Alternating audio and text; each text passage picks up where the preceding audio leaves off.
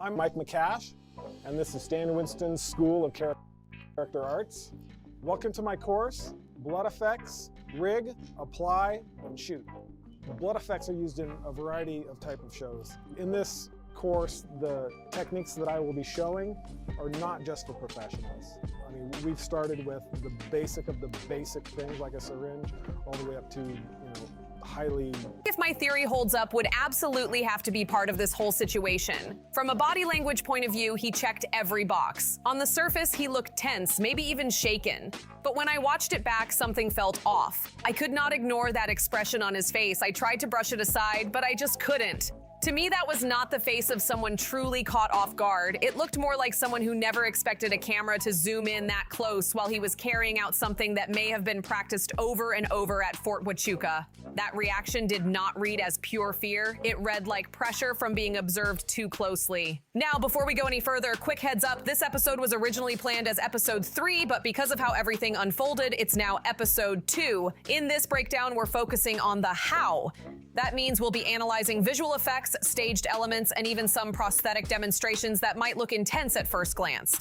Some of it may appear graphic, but it's important to understand that what you'll see in demonstrations is not real. We will also revisit parts of the public incident footage more than once for analysis. If you're sensitive to visual recreations or detailed breakdowns, this might not be the right episode for you. That said, if you've been questioning certain details and wondering why some forensic elements don't seem to line up with standard expectations, then this conversation might grab your attention. For example, some viewers have pointed out inconsistencies they believe deserve a closer look. Are those concerns valid, or are they being misinterpreted? That's exactly what we're exploring here. You may hear ideas that sound extreme at first. You may even think they lean into conspiracy territory, but sometimes walking through every angle, even the uncomfortable ones, can reveal what makes sense and what falls apart under scrutiny. And just like always, let's make this crystal clear. Nothing in this video is being presented as confirmed fact. This is a thought exercise, a theory discussion. We are examining the possibility, purely hypothetically, of whether Charlie Kirk could have coordinated an elaborate staged scenario with the help of others. That is not an accusation. It is not a claim. Tricky pressure pots. So it's good for the hobbyist and it's good for the pro alike. Okay, here's what we're going to cover in today's course.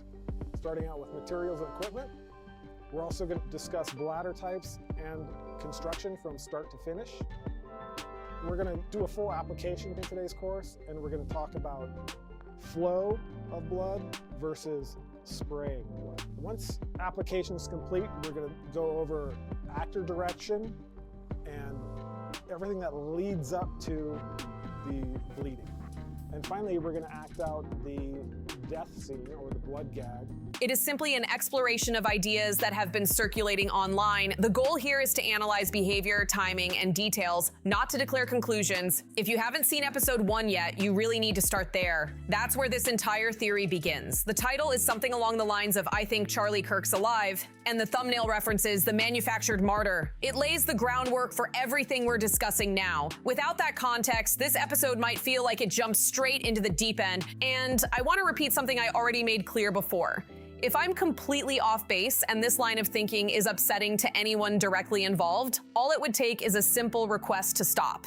I mean that seriously. I'm not here to cause harm or make reckless claims. I'm exploring ideas that are already circulating online. Nothing here is presented as verified fact. This is a thought experiment, nothing more. We are walking through possibilities, not delivering conclusions. And I just finished filming and editing this entire breakdown, and after sitting with it for hours, I'll say this. If you think I've completely lost it, I challenge you to watch the full analysis before deciding. Watch it carefully, then tell me confidently that every single question raised has an obvious explanation. That's all I'm asking. Because once you slow things down and really look, some details stand out in a way that's hard to ignore. The central question from day one has been simple. How? How did the reported weapon produce the outcome described, yet certain physical details didn't appear consistent to some viewers? People online immediately began asking why there didn't seem to be the kind of visible trauma or aftermath they expected. Others questioned the lack of visible medical response in the immediate seconds afterward. Security appeared active, but not in ways some people anticipated. No obvious wound management, no visible compression, no clear emergency protocol that matched what viewers thought they would see. So naturally, people started asking questions. Now here's where it gets interesting. A number of technically minded viewers began proposing a staged effects explanation. The core of that idea is something referred to as the exploding microphone theory.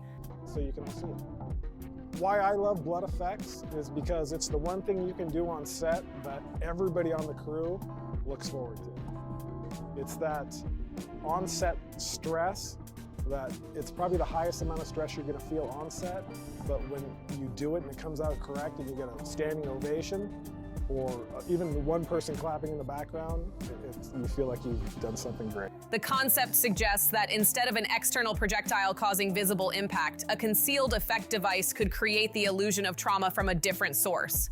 Again, this is not a claim that this happened. It's a breakdown of a theory people have discussed. We're examining whether something like that is even technically possible. When you rewatch certain angles, some viewers believe it appears as though there's a burst or effect that originates closer to the torso area rather than from a distance.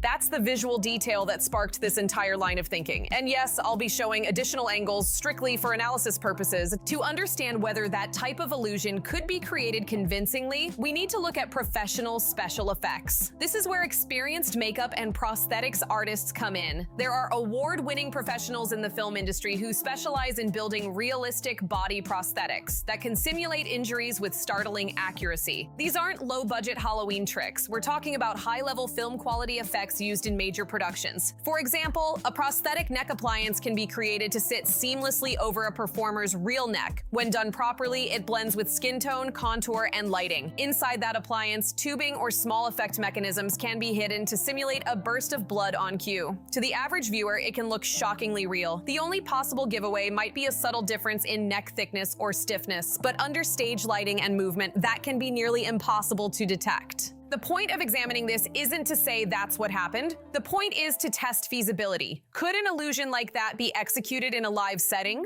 Could security and staging be coordinated in a way that directs attention while certain elements happen quickly out of frame? These are the types of technical questions being explored. We also have to remember that live events often involve audio equipment, layered clothing, and stage positioning that create visual blind spots. When multiple people rush in at once, the camera view becomes obstructed almost instantly. That's just a fact of chaotic situations. In those first few seconds, what the audience sees and what actually happens can be very different. Now again, this entire discussion operates under a hypothetical scenario. I have a blood gag that I did. I'm going to show that now. And just to be clear, before I show this clip, I want to be very clear about why I'm showing you this clip. I'm showing you this clip to show that just because there's blood gushing out of Charlie Kirk's neck, that doesn't necessarily mean that it's real blood. That's the point of the next clip. If I can set up this gag and have it somewhat sort of kind of passable, albeit with like green blood that's intentionally green to make it not look like blood. The point is, just because you see all this, either we are examining how a tragic event occurred as reported, or we are analyzing how an illusion could have been constructed to resemble one. Those are two very different realities. But if you're going to explore the second possibility, you have to walk through the mechanics step by step. That's what this episode is about. Some people may dismiss this outright, others may find it intriguing. But before forming a strong opinion, it's worth understanding how advanced modern effects really are. Film and television have shown for decades that audiences can be convinced of almost anything visually if the execution is precise enough. That doesn't mean that's what happened here, it just means the technology exists. So as we move forward in this breakdown, keep two things in mind. First, nothing here is being presented as proven fact. Second, the purpose of examining these techniques is to determine possibility, not to declare certainty. When you slow the footage down, compare angles, and understand what professional level effects can accomplish, you start to see why some viewers believe there's more to analyze. Whether that belief holds up under scrutiny is exactly what we're about to test. All right, so if a staged effect like this were ever going to happen, it wouldn't be random. It would require planning ahead of time. Equipment would need to be in place before anything went down. That's just common sense. You don't improvise something complex in the middle of a live event. If there was any kind of effect involved, it would have to be set up in advance. Now, shifting slightly but still very much connected, Charles McClinton Wilson is a well-known documentarian and photographer who captured multiple images from that day at UVU. His photos are publicly available, and I'm using them strictly for commentary and analysis purposes. No alterations, no edits, no funny business. We're just looking at what was already out there. And right away, one image stands out. On the side of Charlie's neck where the reported impact occurred, some viewers believe there appears to be unusual fullness. I'm not saying that as a fact, I'm asking a question. When you compare both sides of his face in certain photos from that day, does one side appear noticeably different? The jawline on one side looks sharp and defined. On the other side, it appears softer, almost swollen. Wrong side. Just because you see all this blood gushing out of his neck does not mean that that red liquid is actually blood. It's not hard to fake that at all. That's the purpose of the next clip. This is not in any way mocking anything. This is not meant to make light of anything. It's just trying to show you how easy it is to reproduce sort of kind of what we saw coming out of Charlie Kirk's neck. The only missing piece is someone else operating the valve in good time and the prosthetic. That contrast is what caught people's attention. When you look at photos from other dates, his neck appears balanced and symmetrical. But in several images from that specific day, some viewers think the right side looks fuller. Is that lighting, angle, weight shift, natural posture, or something else entirely? I'm not claiming it proves anything. I'm simply pointing out what some people believe they're seeing. You can decide for yourself. Now let's bring in Jordan Henshaw. From early on, Jordan has openly argued that the entire incident may have been staged. He's created multiple breakdowns focusing on mechanics. Not emotions, not motives, but the practical how. How would someone even attempt to pull something like that off? Whether you agree with him or not, he at least tried to test ideas physically. One of the demonstrations he shared involved recreating a controlled burst effect to simulate what an internal stage device could look like. In order for something like that to work, there would need to be tubing or a small line connected to a concealed bladder mechanism. That tubing would have to be hidden under clothing and positioned carefully. If that were the case, you'd expect some kind of equipment nearby, either disguised or blended in with normal stage gear. In one of his examples, he shows a hose connection attached to a simulated blood pack. The hose isn't massive, but it's visible if you're looking for it. So the question people began asking was simple. In the footage from that day, is there anything under Charlie's shirt that resembles something more than just a microphone wire? Again, this is where interpretation becomes subjective. Some viewers point to a brief frame roughly 10 minutes before the incident where there appears to be something under the shirt that doesn't quite sit like standard audio equipment. Others say it's clearly just a mic pack or standard wiring. That's the debate. Jordan even attempted a small-scale recreation using basic equipment just to show how a timed burst effect might look visually. Obviously, a professional setup would be far more refined. His version was a rough at-home demonstration, but what it showed was that a sudden burst from under clothing can create a convincing outward effect, at least on camera. Now here's where we slow down. In the footage before the incident, there is a moment where Charlie appears to adjust something near his torso. As I have decreased the diameter of the hose, yesterday I was using this hose, but now I'm using this super tiny hose. So that'll help you conceal it in the shirt without it being seen. And the idea is that it will give you more power. Some viewers believe that movement looks like someone repositioning equipment. Others say it's just a natural adjustment of clothing or a mic. When you freeze the frame and zoom in, interpretation becomes everything. Does the object under the shirt look like a microphone? Or could it resemble a small device attached to tubing? People online are split. Some are completely confident it's nothing unusual. Others say it doesn't match typical mic placement. The truth is, without physically examining it, no one can be certain. There's also another theory floating around that suggests the sound may have originated from a different direction entirely. Some individuals claim audio analysis indicates a separate impact source away from the stage area. That's a detailed technical discussion involving sound delay, echo, and directional acoustics. I won't go deep into that here, but it's part of the larger conversation people are having. Now, stepping back from all of this, we have to ground ourselves. Everything discussed here is theoretical. No verified evidence has confirmed staging. No official findings support that claim. What we're doing is examining the mechanics of what some online investigators believe could be possible. And when you look at the footage of where he falls, some viewers have even questioned the surface beneath him. They ask whether it appears softer than expected. Others argue it's just stage flooring combined with camera distortion. Once again, interpretation depends on perspective. At the end of the day, we're analyzing visuals, angles, and possibilities, nothing more. There are multiple explanations for every single frame we've looked at. Lighting, camera compression, movement blur, fabric folds, all of those can create illusions that seem dramatic when slowed down. So the real takeaway here isn't that something definitively happened one way or another, it's that when people slow footage down and compare angles, they start noticing details they didn't see in real time. Sometimes those details mean something, sometimes they don't, but once the questions are raised, they tend to stick. And that's exactly why this conversation continues. And then there's the chair that people swear just vanished. Mike McAsh was basically there, I think. We have his voice, we have his face, we have his beard, and we have a little thing on Charlie's back, a little indentation that looks exactly like the connection between the blood bladder and the hose, and the air pressure hose, in the exact same spot as it is in his tutorial online. Look at that. At first, I brushed that off completely. I thought it was just compression, bad edits, or some random AI glitch from reposted clips. That felt like the easy explanation. But then I asked myself something different. What if altered clips weren't accidental? What if confusion itself was part of the chaos? I'm not saying that's what happened. I'm saying once you start rewatching carefully, you notice how many little things don't line up cleanly. When Charlie goes down, the energy changes instantly. Watch the body language, watch the split-second reactions. Kirk in particular has been debated non-stop. The first time I saw it, I thought, okay, that looks like shock, but once I zoomed in on his face, something felt off. Not fear exactly, not calm either. It looked focused, like someone concentrating. Again, that's interpretation. Body language is subjective. One person sees panic, another sees composure under pressure. But when you slow it down and really stare at it, you start questioning your first instinct. Now here's where things get layered. Fort Huachuca keeps coming up in conversations. That location has history, it's known for military operations, and has even been used in film productions over the years.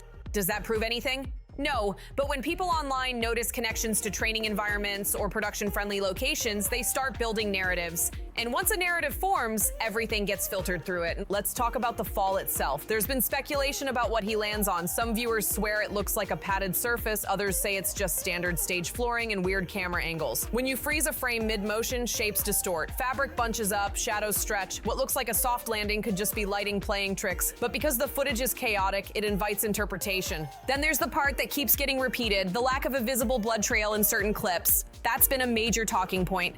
But here's the reality. Camera distance, resolution, and obstructions matter. Just because something isn't clearly visible from one angle doesn't mean it wasn't present. When multiple people rush in, the view gets blocked instantly. You're not watching a controlled documentary shot, you're watching confusion. Still, people point out that when the group jumps over the table, they surround him almost immediately. Some see that as coordination, others see it as instinct. We're taking this country back, everybody, I'll tell you what.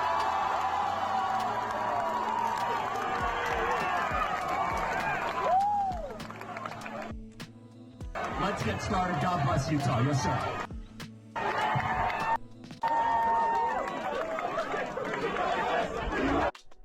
Let's get started. God. This plaid shirt guy appearing to snatch something from Charlie's body. So the plaid shirt guy runs over to Charlie Kirk's body, grabs something, then meets up with the brown shirt guy who hands something to the plaid shirt guy. And the person who made this video thinks they took the lav mic from Charlie and the brown shirt guy handed off the detonator device.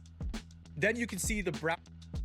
If someone collapses at a live event, especially someone high profile, the people closest to them will rush in fast. That doesn't automatically mean concealment, it could simply mean protection. Now let's address the equipment theory. Some viewers claim they see what looks like a line or bulge under his shirt before the incident. They argue it resembles more than just standard microphone wiring. Others insist it's exactly what it looks like, audio gear. On stage, speakers often wear transmitters, wires, packs. They're clipped, taped, run under clothing. If you freeze the frame at the wrong moment, it can look dramatic. There's also the theory that if something was staged, distractions would be necessary. And yes, there were people in the crowd who stood up quickly, shouted, or drew attention. But here's the thing. In chaotic situations, distractions happen naturally. All it takes is one person reacting loudly to shift focus. That doesn't require planning. Panic spreads fast in crowds. Names have been brought up. Individuals connected politically or socially through previous events, but being in the same circle doesn't equal involvement. Public figures interact all the time. Campaigns overlap, events overlap. Connections exist everywhere in political spaces. That alone doesn't establish coordination. What's really happening here is pattern stacking. You take a facial expression, add a shadow under clothing, add a surface that looks slightly soft, add a crowd reaction, add a location with cinematic history. Suddenly, when you stack them together, it feels compelling. But individually, each detail has multiple explanations. That's the key point. When people rewatch footage with a theory in mind, confirmation bias kicks in hard. Every wrinkle becomes a hose. Every shadow becomes equipment. Every fast reaction becomes rehearsal. It's powerful. And it's human nature. Once your brain locks onto a possibility, it starts collecting supporting evidence automatically. There's also the audio angle. Some viewers believe the sound originated from a different direction than expected. Others argue acoustics in open environments can echo unpredictably. Sound can bounce off buildings, vehicles, structures. Without professional forensic testing, online audio breakdowns remain speculative. Interesting? Yes. Conclusive? No. And then there's the bigger emotional layer. When something shocking happens publicly, people want answers immediately. If official details feel incomplete or delayed, speculation fills the gap. That's how internet investigations explode. Frame-by-frame analysis becomes viral. Clips get enhanced, slowed down, cropped, reposted. Each version adds another layer of distortion. It's important to ground this conversation. No verified investigation has confirmed staging. No official report has declared fabrication. What we have are interpretations built from publicly available footage. Some are thoughtful, some are exaggerated, but none are definitive. At the same time, it's also fair to say people have the right to question what they see. Transparency builds trust. When details don't feel fully explained, curiosity grows. That's natural. The challenge is separating curiosity from certainty. If you go back and rewatch episode 1 after this breakdown, you'll notice behavior patterns differently. That doesn't mean those behaviors prove anything. It just means context changes perception. When you look for something, you're more likely to think you see it, and that's the tension here. Is this a case of over-analysis fueled by internet momentum, or are there genuinely unanswered questions that deserve deeper explanation? That depends on who you ask. Some viewers are completely convinced something bigger happened. Others are just as confident everything unfolded exactly as reported. The truth is, until credible, verifiable evidence says otherwise, speculation remains speculation. Patterns alone don't equal proof. Facial expressions alone don't equal rehearsal. Shadows alone don't equal hidden devices. But here's what makes this so compelling. Once doubt enters the room, it doesn't leave easily. Every new clip, every new angle, every new slowed down frame adds fuel to conversation. And conversation in the digital age moves fast. So where does that leave us? It leaves us examining possibilities, not declaring outcomes. It leaves us questioning footage while acknowledging limitations. It leaves us recognizing how easily narratives form online. If you've watched this entire breakdown, you've seen the same frames everyone else has. You've heard the theories, you've heard the counterpoints. Now it's on you to decide what feels plausible and what feels like projection. Drop your thoughts in the comments. Do you think people are reading too much into ambiguous details, or do you believe there are still major gaps that haven't been addressed? Let's have a real conversation about it. If you found this analysis valuable, make sure you like the video, subscribe so you don't miss the next episode, and share this with someone who's been following the story. The discussion is far from over, and I'll see you on the next one.